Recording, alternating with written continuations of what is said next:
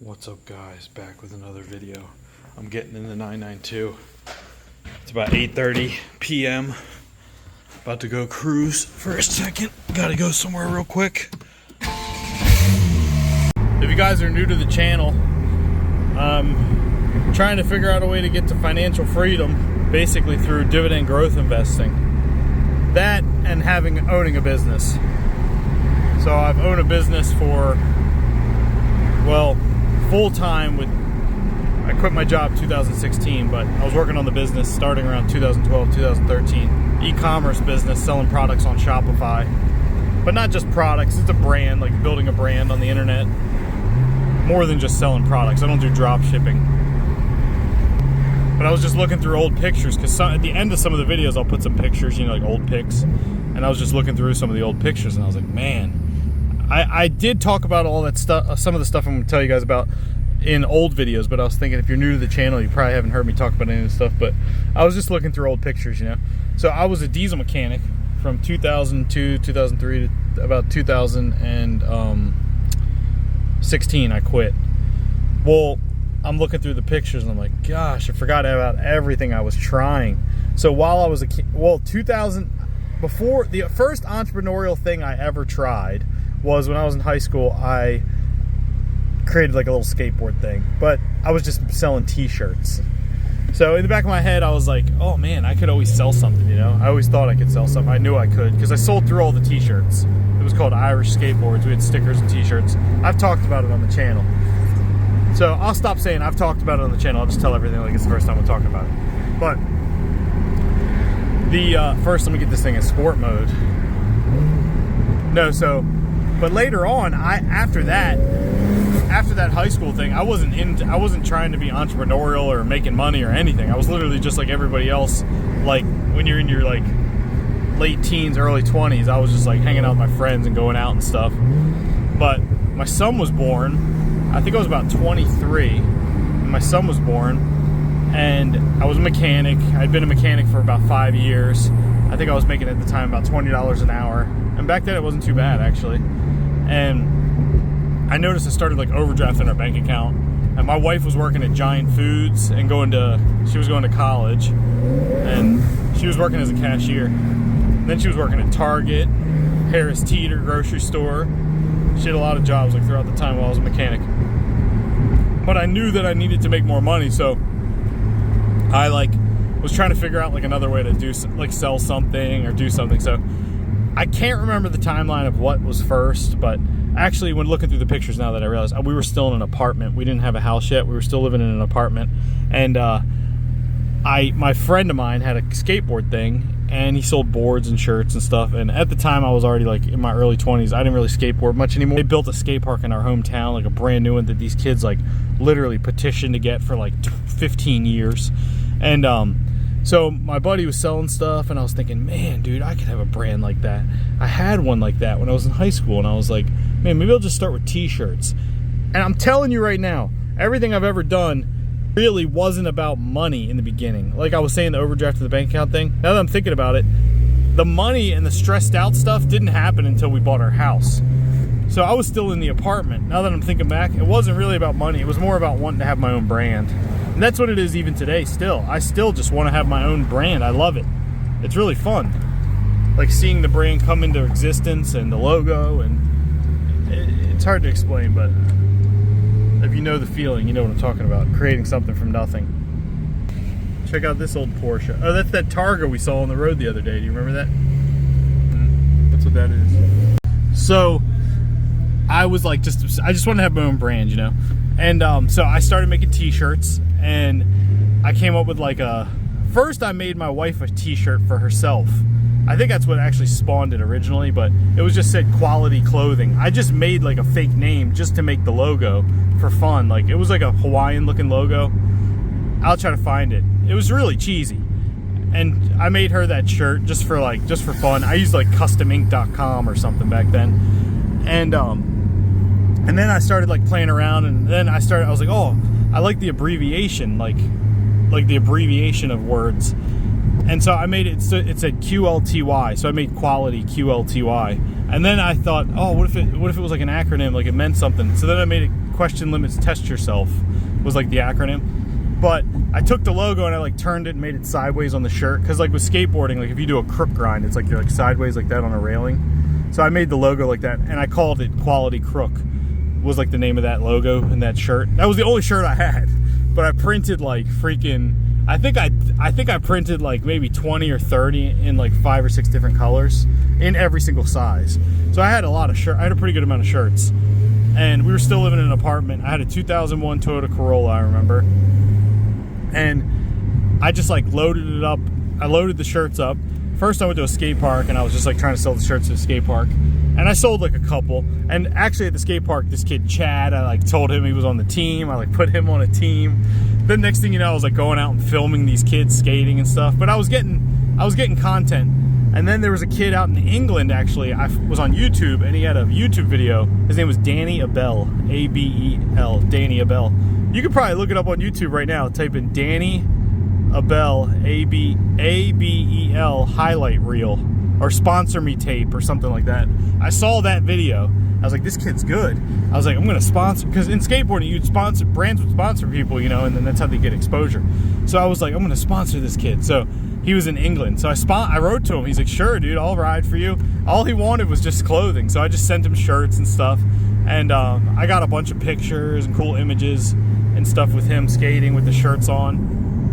And then I was working as a mechanic, and I was working at WMATA, Washington Metro Area Transit Authority. I wasn't working for them, but I worked at their locations, and they were like all across DC, if anybody knows them. Like Southeast DC, Bethesda has a location. They all have different shops, Northwest.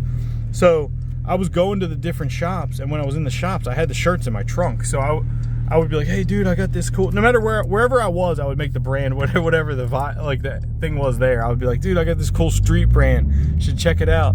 So I was selling tons of shirts actually at lunchtime at like the carryout in DC, like in mainly at the Northwest. I feel like it was Northwest or Northeast, whatever that location was. There's a carryout like across the street, but with like a yellow awning. It's been a long time ago, so I forget, but yeah, I sold a lot there. I was selling them for $30 sometimes. I'd be like $25, $30, whatever. Like somebody's like, oh dude, I'm not paying $30. I'd be like, all right, give me $20. But I was just selling shirts, you know. So I was selling a lot of these shirts, and I sold through all the shirts, and it was cool. And then I think I ordered another round of shirts, and I went to a skate shop, actually, AWOL. It was called A Way of Life, AWOL. I went there, and I went in there, and I was like, dude, I was talking to the guy, see if he could carry the shirts and sell the shirts. He's like, yeah, I'll sell them on consignment. I remember I was so excited. Like, I was like, I got my clothing in a store. And I got the shirt. I had the shirts like in the store, you know. I don't think we sold any. They were just like hanging in there collecting dust for a long time. And that was just like the progression of like me trying to like figure out a way to make extra money. But at that time, I don't think it really was so much about the money. It was more about the brand, like building the brand. And then as time went on, we actually got our first home. It was a townhouse, and it was $115,000.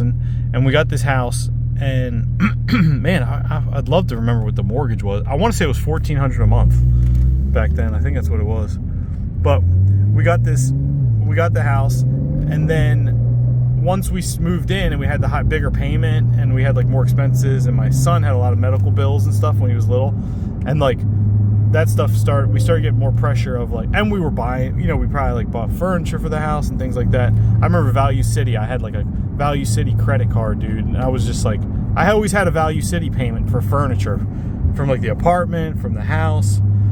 I don't know if it's Value City. Sorry, my phone dies the next day.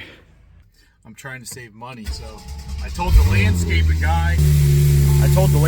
guy not to come every week. I told him to come every other week. And now I'm looking at the landscape and I'm thinking, maybe I should have told him to come every week. Same with the cleaners. I cut them back to once a month. Oh, the other thing I did was I put mirror tint on all my house windows. Cut down on the heat. So it's got like a mirror reflection on the outside when the light hits it. And it's like slightly tinted on the inside.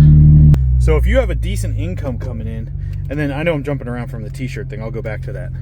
But if you have a decent income coming in, and then you can decrease your expenses, the way I look at it is when you're doing both at the same time, dude, it's powerful. When I was a mechanic and I would like have let's just say, for example, I had like a bolt on one side and a nut on the other. This is a dumb analogy, but this is the way I think of it in my mind. I don't know, my brain works differently or something. So like you got a bolt and a nut. If you're turning one, just the nut, for example, it takes twice as long. But like when I was a mechanic, I used to love when I could turn both at the same time. Always got the door locked. But does that make any sense what I'm saying? You know, like I would have 2 wrenches, one on the nut, one on the bolt. I'd be turning one the other way and turning the other one the other way. And man, I could get the bolt nut tight.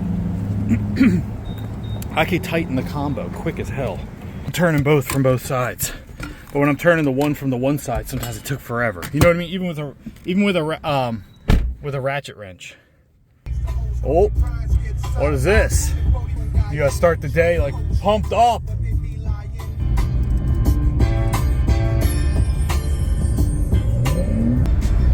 Brand new day. Where's my gas station sunglasses? So back to the t-shirt thing. Oh! The freaking lens just fell out of my 80 sunglasses. Now I'm really dialed in. This just sums up my life. Like they say, you get what you pay for. It went in between the seat too.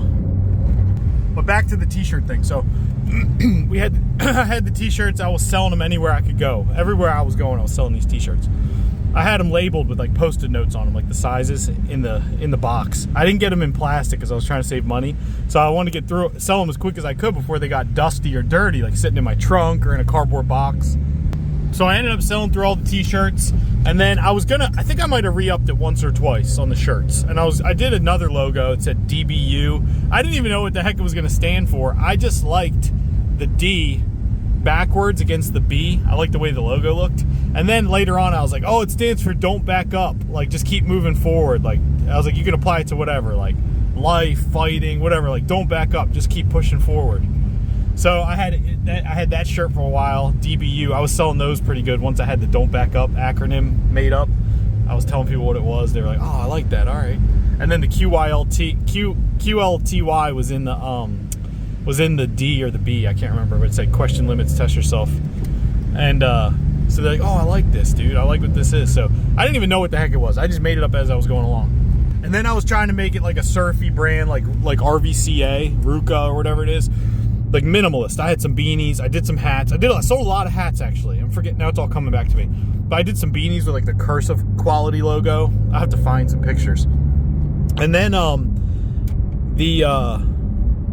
what was I gonna say? Oh, the surfy vibe of it. I wanted a slogan, like a slogan, and I made up a slogan, live the current. That was the slogan, live the current. So it meant like live in the present moment, but also had the like kind of like the term like current, like the ocean current. So I was like, people got the vibe, you know, like what I was trying to get at. So that t-shirt thing lasted a little while. I'll be honest, it wasn't really even about money. 333. I've been seeing 333 everywhere. It wasn't 100% about the money, really. It was more about the brand stuff back then. But then we got our house during this time, and I had a virus. I got a virus on my laptop. I remember I was like, check out that Airstream trailer. This guy's getting some kind of passive income. He's probably renting it out. I had the virus on my laptop, and I was all stressed out. I'm like, crap, dude. I was like, because I needed the laptop because I was doing the quality stuff. I made a website. I have started building a website and everything. So I really wanted the laptop working, and I took it to Geek Squad. It was freaking expensive. I'm like, screw this, dude. So back then there was like torrent websites. I can't remember the names of them, but I ended up downloading like malware bytes or something from a torrent website, which is like an oxymoron, but I probably got the virus from the torrent websites. So I downloaded malware bytes, I think. I can't remember. And then I put it on the computer, and I got rid of the virus. It found the Trojan, and it removed it. Like, it was quick. It was like freaking 15 minutes. I said to my wife, oh my gosh, we should repair computers. So then I was like, we're starting a computer repair business. So I went online, and I went to Vistaprint, and I got cards made, and like the computer repair business. First thing I did was I went on Google. If you have a service-based business, dude, just this one step is so powerful. Went on Google, and I just filled out the address for my apartment at the time. Yeah, we didn't have the house yet, actually, now that I'm thinking about it. I was in the apartment because the address of the computer repair business is the apartment address. So my timeline's off. Might have just been tight with money anyway. But my son was born. That's definitely for sure, because he's in all the pictures. So I go on Google and I put the business on the address on the map, and then they send a little card in the mail and you verify the address. And then once you do that, now if someone types in computer repair in that area, you're going to pop up on the map. Dude, that one step's so powerful for a service business. So that was on there. I started getting calls. I was getting calls pretty quickly. And I got some laptops. First one was a screen repair. I was like, oh no, what am I doing? I went and bought the little screwdrivers. I might have had the screwdrivers at the shop because I was a mechanic. And like the little tiny mini ones. And I took the screen. I remember I almost cracked the person's laptop, like the frame of the screen. I went and bought the screen. And when I went to buy the screen, I bought it from a guy called it was something medical, something related to computers. He had a green, Red Cross looking symbol, like a medical symbol, but it was green. And I went to him, he had a used screen. And I bought the screen from him. And when I went there, I saw this guy had laptops, dude, stacked to the ceiling. I'm no joke, probably 20 laptops in there's probably about 20 piles. And then he had tape on each one with the person's phone number and name. I was like, holy crap. I'm like, this is a real deal thing. So then I got the woman's laptop fixed, and then I got a couple more. I got another Malwarebytes one where I fixed it, I removed the virus, a couple more like that. And I repaired them. I was good. I was like, man, we got this thing. This thing's moving right along. So I was making a little extra money, maybe $100 here, $100 there. It felt good though. It felt like I always talk about the word hope. That I had that hope feeling yes, dude, this is gonna be good. You know what I mean? I could feel like my head is coming out of the water, above water. I'm there's some hope. Something's going down in the future that's going to benefit us, that's going to propel us forward. I could feel it. There's the beach. And I had a person call me and bring me a laptop with a virus. I'm like, I got this. I got Malwarebytes. I put it on there. It didn't fix it. I restarted the computer. Issue kept happening. I learned a lot about computer repair. I was all in the BIOS all the time. I don't know if you guys know the BIOS, but I had one I couldn't fix. And guess who came to mind? That guy with the laptop stacked up. So I called him. He was from India. I called him and I said, hey, I don't know if you remember me. I bought a screen from you. I said, but hey man, and I talked about this when I was filming that video about the journey of e-com. I don't know if I talked about this on that video, but another video where I was saying you have to sell the person you're working with the idea of who you are. You're not you're who you're trying to become. Do you know what I mean? You're kind of you're the sum of your thoughts. You're bigger than who you are right now. What you're doing right now isn't really you. You know who you are in your head. I was always in my mind thinking I was somebody else, and I was always trying to sell that dream to the person I was working with, whether I was trying to deal with a supplier with products or this computer repair thing. So I sold the guy on the dream that, hey, you guys are listening, you're like, dude, you just bold-faced lied to the guy that you had a computer repair business and you didn't. No, but I basically told the guy, I'm swamped with work, dude. I've got so many computer jobs that I don't know what the hell to do with. So I just need a little help. I need to figure out a way to keep my business name good out there in the public eye, but make sure I can serve these customers on time. We mainly get virus removals. Is there any way you'd work with me? I'll bring you a ton of work it could be when you're slow. He's like, well, what do you want to do? What do you want to work out? I'm like, well, what do you charge to remove a virus? He's like, I charge $100. I was like, so do I. He's like, I don't know what to tell you. I'm like, how about this? How about we work something out? I was like, I will literally load this place up with laptops if you charge me 50 to 70, depending on how complex it is. He's like, and if it ends up being something more, I'll contact my customer, but just give me some type of break where I can make something. He's like, all right. He was fine with it. Dude, he was fine with it. That's the other thing, is if you're lifting other people up while you're trying to go up too, it helps. So this guy was like, yeah, let's do it. So it turned into where I started getting a lot of work because I didn't have the feeling of overwhelm, oh, I can't take on 3 more computer repair jobs because I can only do 1 right now. So I never ran ads, but I was putting Craigslist posts every day. Every day I was going on and writing 10 Craigslist posts. Computer repair in the town I lived in. I was putting computer repair in every town around us on Craigslist. And I started getting the work, started giving them to the guy. The issue was this.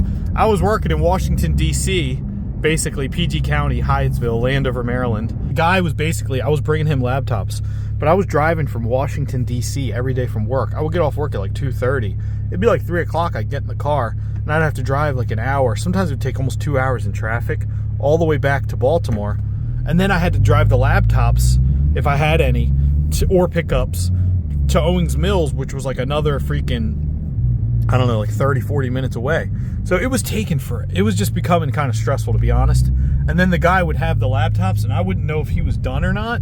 And then he wouldn't contact me or pick up sometimes. And like a lot of time would go by, and I'd be all stressed out about it. And then it got to the point where I was like, dude, this is just like ridiculous. I'm like, I got to figure out a system. It actually taught me why I didn't really like drop shipping, because I didn't like having a third party that wasn't under my control or on my payroll, where I couldn't like dictate the times and have some organization. That's stressful when you don't know, like, you know, are they shipping it? How long is it going to take? And I had the customers calling me, asking me if their laptop was done. So that got to the point where it got to a level, without me knowing about ads or running ads at the time, to where I think I was making about $100 a week or $200 here and there. And then it started to kind of get slow, and then it got a little spotty.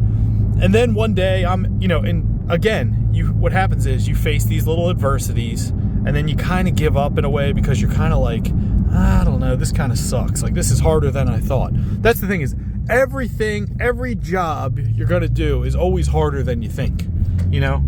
And I'm like, this kind of sucks, you know? So I'm at work one day, and I'm sitting in a truck, and I see like a bullseye, like a crack on the windshield. And I'm like, oh, damn. I'm like, and then I get out of the car or truck, and I start talking to my buddy Goodman, and I'm like, do you see, man, I'm like, I never even noticed. I'm like, you ever notice how many trucks have cracks in the windshield? He's like, and Goodman, he's like, Goodman was always, his dad like had old tractors and all kinds of weird stuff. He grew up like hauling stuff. He always drove big trucks. And check out this house. Looks like a damn office building. And that's a path to the beach right there.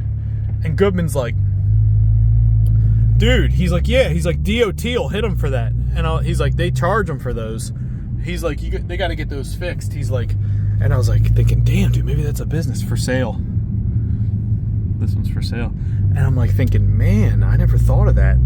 He's like, yeah, he's like, that's like he's like, they got to get those fixed. He's like, they don't replace the windshield. He's like, they just fill them with like a resin. So I went online, and I found the tool, and I found all the stuff. I bought the resin, I got the tool, and I made a freaking logo. My logo was bad, dude. I still like the logo to this day. I'm not going to say the name because I think my phone number's connected to it.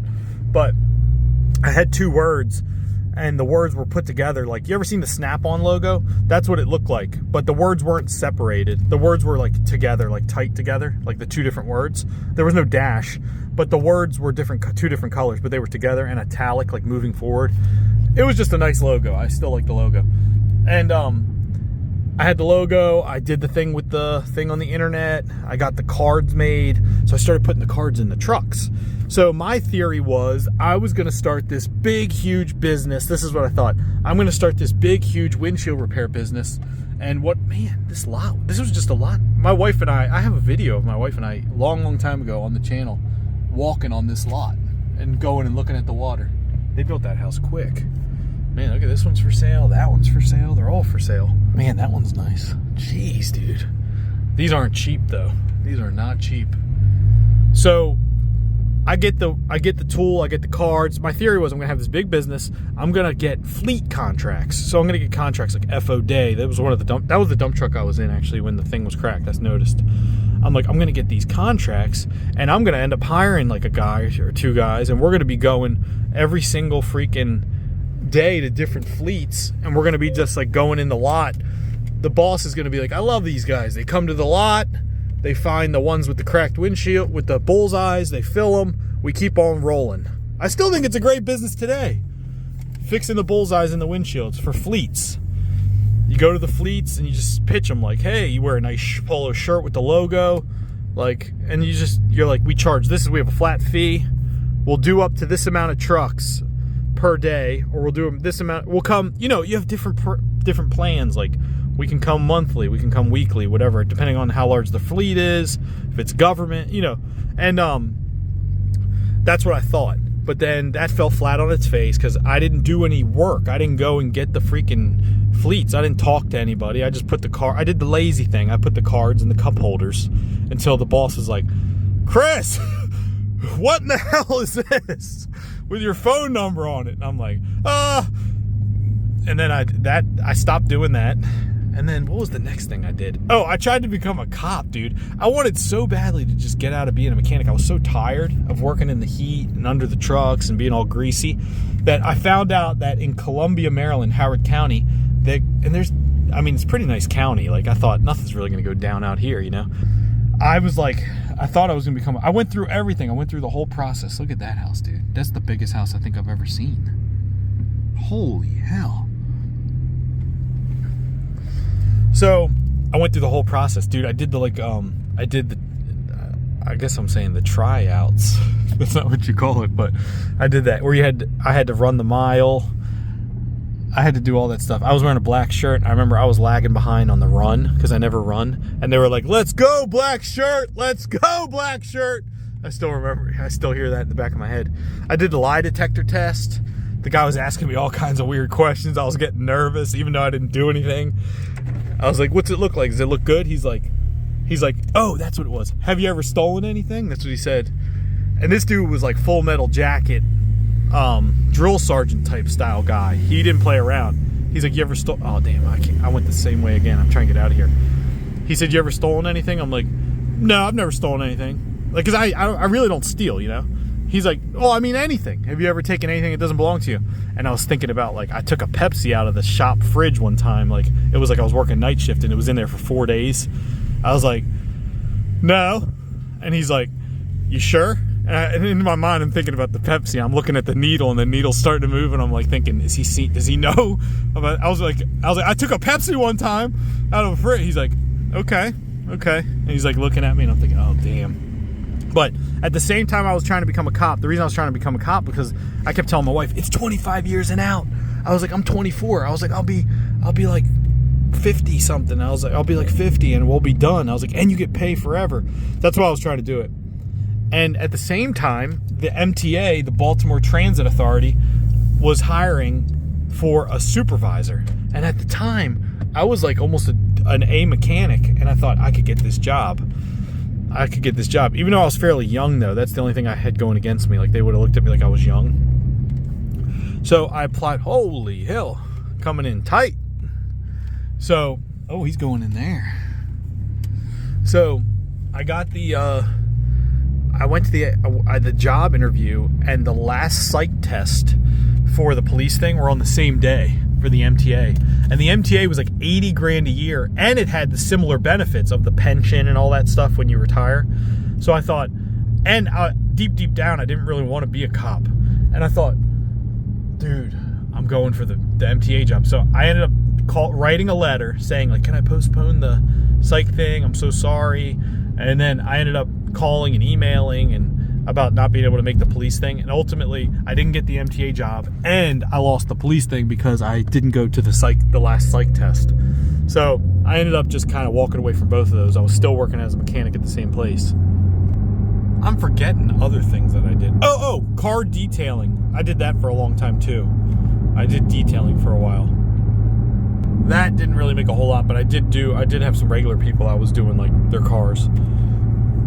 So while all this is going on, my wife's going to college, she's working, I'm working on all these little side things, just trying to get extra income. And my wife's laying in bed with like a magazine folded like this. And the reason it's folded like that and it was staying folded is that she had, you know, those metal clips that you can use for like papers, or some people will like close like food bags with them and stuff. Like the ones that are really hard to close, they're like black with the silver things on them. She had one of those clipped on the one side of the magazine, and on the other side she had one clipped, and across was like a white thread, like a nylon, like really good thread, not like a cheap string, but like one that you buy from like Michael's. She bought all this stuff from Michael's or Hobby Lobby or something, and they were going across the book, and the book was like that. And then she was like braiding around the white thread, and I was like, what in the hell are you doing? And she's like, oh, she just liked it. She was just doing it for fun. She's like, oh, I'm just making bracelets. And I was like, man, that looks cool. And you already know I was into the surfies. When I was growing up, I was going to Ocean City, Maryland, like 1 week out of the summer with my dad. and my stepmom and my brother and sister. And like when we were there, dude, I thought that I was, like I said in another video, I thought I was like Patrick Swayze or Keanu Reeves from Point Break. I was like going in the surf shops. I just wanted to live there. I wanted to be like by the beach. I've always wanted to be by the beach. I've always wanted like that North Shore Hawaii. Just growing up, I just wanted that. And I freaking, who knows, maybe it's something to do with like that was the time I was with my dad and it was like a real good time, you know, the 1 week out of the summer you're on vacation, it's like you just remember all the good memories or something. But I wanted to live near the beach and I wanted to have that beachy summer vibe. So when I saw her making these bracelets, I instantly like branded it in my mind. I'm like, oh, I'm like, wait a second. I'm like, wait, and she showed me a completed one, and I'll tell you right now, dude, extremely good quality. Like, she's like a freaking artisan or something. I'm like, dude, this is good. I was like, holy cow, let me see this. Oh, look at this house. This one's nuts. This is probably the nicest house, literally. This looks like something you see out of like Nantucket. You can't see it, but it's massive. It's massive, and it's like gorgeous looking on the water. Unobstructed views of the bay. So I'm like, how many of those can you make? And she had tons of colors, and she's like that now with the way she picks things for our house. She's real good with colors and designs, and like when she'll do like a birthday party, like she did our kids' our daughter's graduation, or my son's graduation too. And she's real good with picking the colors, like doing the like pastels and all that kind of stuff. So she had all these good colors, and I'm like, man, this looks awesome. I said, how many can you make? She's like, I could probably make like, I don't know, maybe 50. And I was like, make as many as you can. And it was like 2 weeks in, she had like a bag of 100 and her fingers were like hurting. And we had a Ziploc bag full. And so what I did was I went to the shop and I took a block of wood. I've talked about this on old videos. I took a block of wood from the steam bay. We had these big blocks of wood that we'd use to put under the axles when we'd take like fire truck wheels off. We'd have to take the front wheels off the fire trucks to get the radiators out sometimes with the crane. Sometimes we'd have to do it with a bunch of guys. Like one guy would get underneath it and use his feet to push it up, and then 3 guys would be all around it, and we'd be pulling this huge radiator out. But we'd sometimes have to take the tire and the wheel, or we'd take the wheel off and leave it on blocks of wood. So we had like an open spot to bring the little cherry picker in to pull it out of there once we got it out. So we had these blocks and they had like oil soaked on them. I took it in the steam bay and I pressure washed it to get like all the real dirty oil off, and it looked all weathered and cool looking, you know. And then what I did was I went online and I looked up like, how do you put a logo on wood? And I found Mod Podge. I didn't even know about Mod Podge. Well, it said like it says you have to print the logo out on a piece of paper that's either, I can't remember if it's LaserJet or inkjet, but it was one of those printers and I didn't have one. And so I went to the FedEx Kinko's. It was next to a Starbucks, I remember. I went to a FedEx Kinko's and I made a logo first. I made a logo. See, I didn't know connecting the dots looking forward, but looking back, I could connect them now and say like, oh, I knew how to make the logo because I was doing the skateboard and the t-shirts and all that stuff and playing around with Photoshop when I was a kid. But so what I did was I made the logo, and it looks nice. The Porsche sitting there like that. I made the logo, and then what I did, I printed it out on the ink, and I printed it out like a blue color. I don't know why in the world I had this like bright royal blue color, but I did. It was like a bright blue, like that guy's umbrella. And when I printed it out, I went to the Hobby Lobby or one of those stores. I bought a circular piece of wood, like a small circular piece of wood, some glue, and some Mod Podge. I put the Mod Podge all over the wood, and I put the logo, the piece of paper logo, onto the wood, and then I remember it was in the basement of our townhouse. I'll put pictures. The basement was all torn apart because I was trying to I told my wife I'm gonna redo the ceiling and everything, and it was all like junky down there looking, but I sat it on top of the washing machine. And then the next morning I was so excited to go down there before work and see what it looked like. I peeled the paper off. The paper was all stuck to it, and it said to wash it off under the sink. So I washed it off under the sink, and dude, it was a turquoise logo on the wood. That blue became turquoise, and I was like, oh my god, I can't even explain the feeling I had. I already knew we were gonna have like a huge brand. that's the thing, is I think it's just people underestimate that. But like that burning desire, definiteness of purpose, and then connecting it with emotion and not giving up until you achieve it. That's what I had. I had that like burning desire inside where I'm like, holy hell. Like I just knew it the second I saw that turquoise logo on that wood. I glued that circular piece to the front of the block. It was a rectangle block. So picture, it was like this size. Like, see this thing? It was like the size of this. Maybe it was probably like to here, and it was a rectangle just like this. I glued the circle wood right there, and then I drilled 1, 2, 3, 4 holes, and I stuck these wood pegs I bought. They were like this long into each one of the sides, and I cut them with a knife to make them look like this, like all wood. And I was trying to burn them slightly and make them dirty outside, and so they didn't look real clean compared to the wood block. And I put the logo, and I had the 4 pegs, and I said to my wife, we've got a freaking display. We can load this thing up with those 100 bracelets. We're going to sell this display with these bracelets to a store. So I went all around where I live. Nobody wanted them. There wasn't really that many stores that would want something like that, but we live 3 hours from Ocean City, Maryland, and I knew we'd sell them to a surf shop. I just knew in my mind. I'm like, a surf shop's going to want these. They look awesome. So I called out of work in my 2001 Corolla with a freaking exhaust leak. We had to drive it with the windows cracked. Me, my wife, and my son took a one-day trip to Ocean City. We drove there. Before we even got on Coastal Highway, I was looking for stores. We weren't there we were there to sell these damn bracelets. So I went every single shop I could find, and I found this little boutique, dude. Nobody wanted them. K-Coast, Quiet Storm. But guess, later on, we got in Quiet Storm as a big brand later on, and they sold our bracelets for years. But I went to all the different shops. Nobody wanted them. And then this little tiny boutique with a wood surfboard on the front, on the corner, by Cloudbreak. Whoever remembers Cloudbreak from Ocean City. We used to skate there when we were younger. I walked over there, Jolly Rogers, who remembers that? But we walked in, my wife stayed in the car. I went in with a Ziploc bag full of bracelets and the display, and I said, hi, I told him the story, and I was like, my wife's making these bracelets, and we just want to, she's like, I love this. She's like, this is awesome. She's like, how much for the display and for the bracelets? And it's so funny, now I think back, I never even thought about how much I'd sell them for. I did not even think about it. I was literally just obsessed with the branding part of it. I didn't even think about it. So I was like, I think I said 100 or 150, I can't remember. And now I think back, I'm like, dude, the time she took to make them and everything. We didn't even make money really, but it didn't matter because it was just stacking that win that was giving us confirmation that the vision, the dream that I had in my head could be a reality. When they bought that, dude, and it was in the store and I walked out, I could cry thinking about that right now.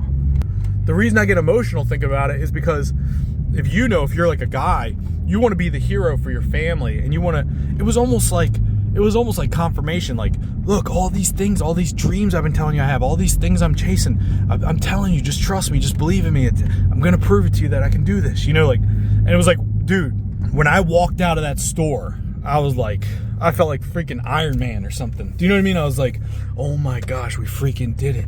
It was and that's why I think about it all the time. It's you can make your dream a reality if you believe in it. It's people, and nobody can tell me that any different because I freaking experienced it. You know what I mean? That's why sometimes when I get people that were real negatives that are that doesn't work because of this, I just can't even listen to it anymore because I'm like, you don't know, dude, you can. I've done it multiple times. Another example is the YouTube channel. 40 freaking people told me YouTube doesn't work. YouTube sucks. You'll never get on YouTube. I'm just making videos with a damn cell phone talking about nothing.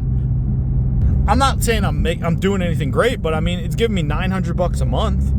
For somebody, that's they might be, if they're living at home with their parents, dude, they're I'm good. I don't even need a part-time job, All I'm saying is that when I walked out of there and I had that, walking out to my beat up car with the exhaust leak, my son in the back who had been born with the illness, my wife, you know what I mean? Young, we're married, she's 20, I'm 23. I was like, dude, I just thought I was like, it's game time. And then one thing led to another, dude, and then it's just like Facebook ads became a thing, and this and that, and then there's a lot more to it all as time goes on, but I was like, this is just freaking game time. Ooh. All right. Woo. This is light work. Come on.